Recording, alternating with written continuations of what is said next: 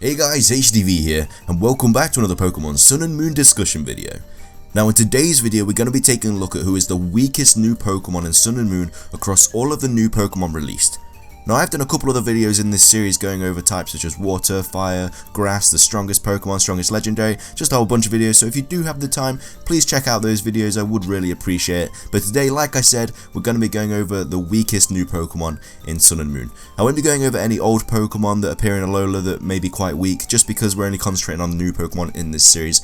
But with that being said, I will be going over the abilities, the strengths, the weaknesses, the typings, the stat totals, and the moves that they learn, just to try and create a better idea of who is the weakest new Pokemon in Pokemon Sun and Moon. So with introductions out of the way, I do really hope you enjoy the video, and let's get started. Okay, so coming up first we have the Donald Trump lookalike Gumshoos, who is just a normal type Pokemon who has the abilities Stakeout, Strong Jaw, and Adaptability, which are actually some pretty decent abilities. Before we get started, let me just say that, because obviously Stakeout deals twice the normal damage to any Pokemon that switches in or enters the field mid-battle, so obviously if you can do a good prediction there, it's going to do twice the damage. Strong Jaw is obviously really nice because it increases the power of all biting moves by 50%, such as Bite, Crunch, Fire Fang, Hyper Fang, Ice Fang, Poison Fang, and Thunder Fang. And then its last ability, Adaptability, is obviously incredibly good as well because it increases the effectiveness of stab moves from the usual 1.5 to 2 times.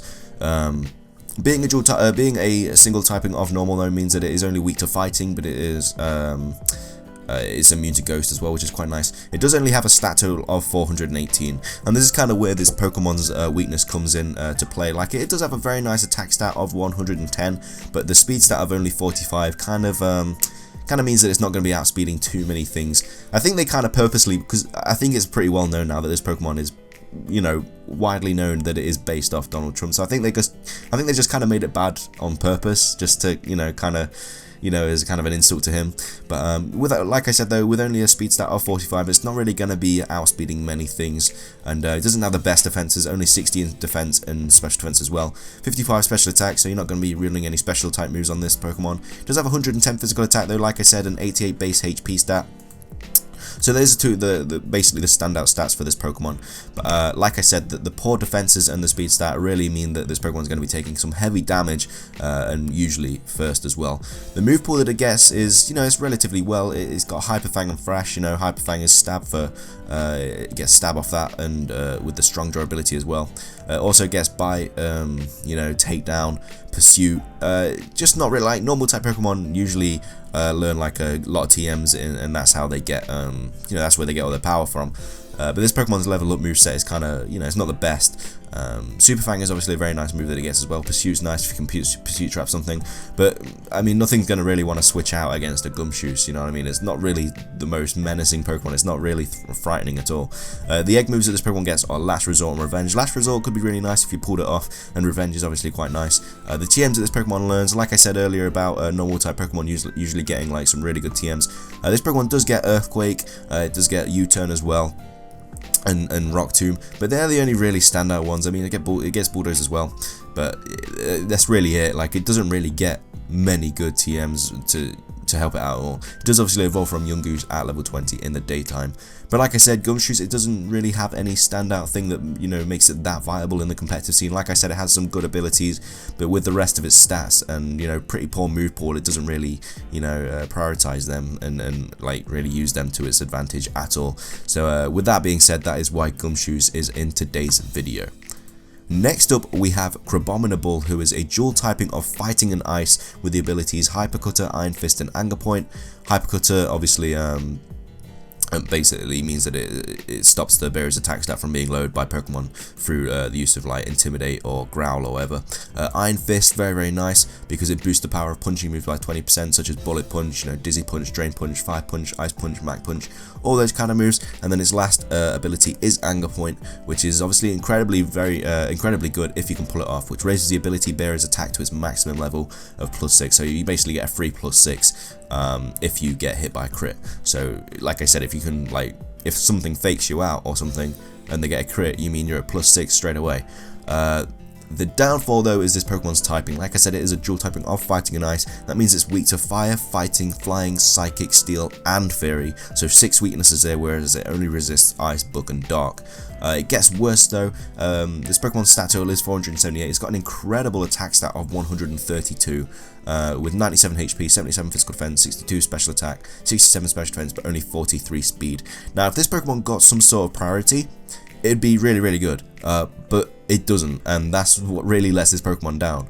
Like, it has an incredible attack stat of 132, but it's going to be taking a hit regardless because it's only got 43 speed, you know what I mean? And with 6 weaknesses and not the best defense stats, it's not going to be taking that hit very, very well.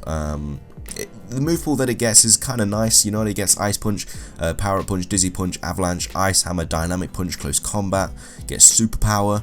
The TMs that this Pokemon gets are Ice Beam, Earthquake, Brick Break, Focus Blast, Scald, Rock Slide, Bulldoze, Stone Edge.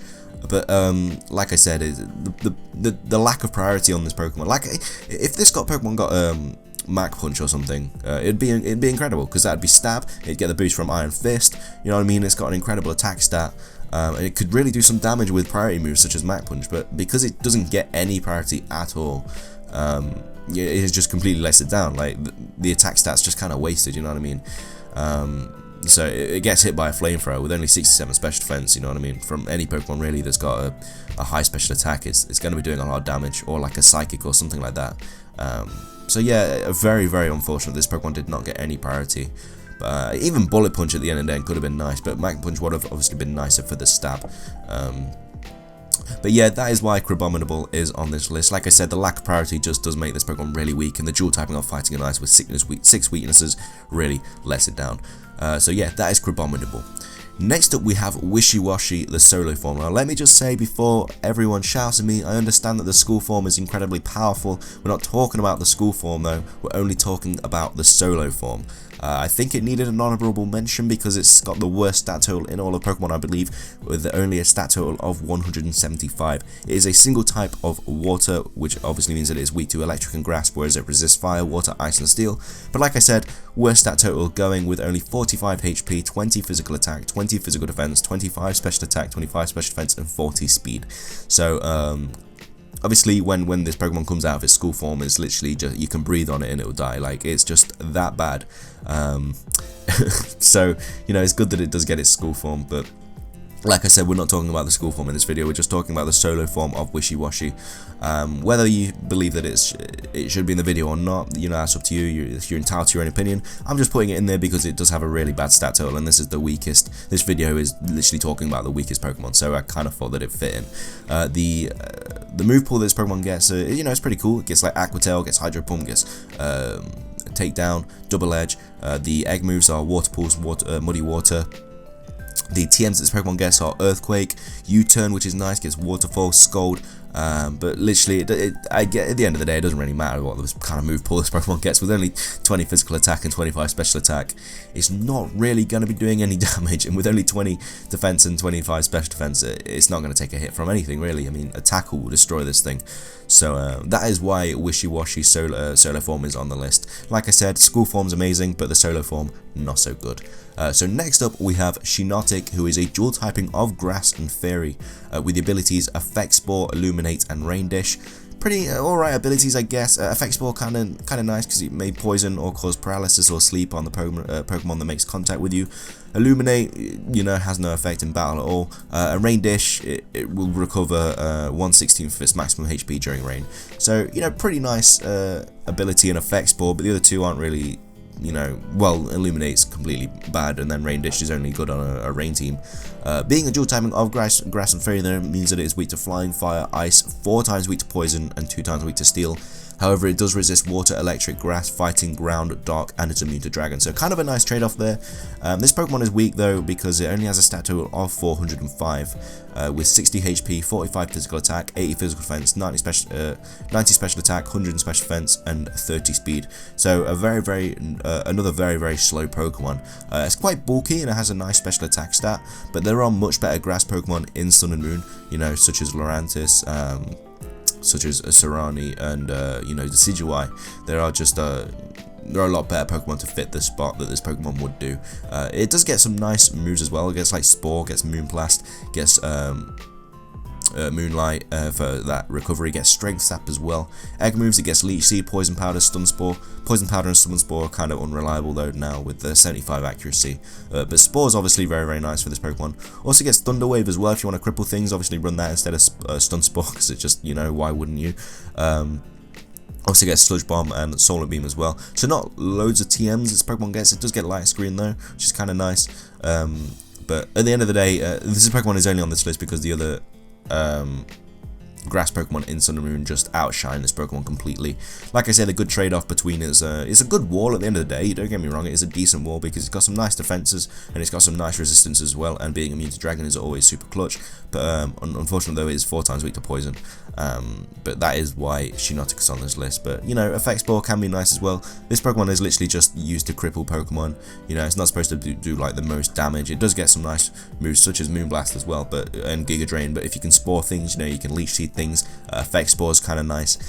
So yeah, that's kind of its main job. But like I say, other grass Pokemon can do this job much better. So that's why Shinotik is on this list.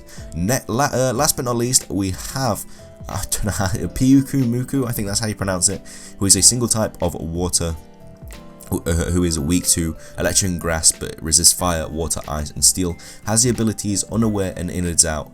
Unaware obviously ignores any stat changes in the Pokemon. Innards Out though is a unique ability to Pyukumuku, that's really difficult to say. And when a Pokemon with Innards Out faints, it deals damage to the opponent equal to the amount of damage it took on the final blow. So that's really, really nice actually. But it's weak though because it only has a stat total of 410 with a HP of 55, 60 physical attack, 130 physical defense, 30 special attack, 130 special defense, and 5 speed. So very, very slow Pokemon with a stat total of 5 in the speed.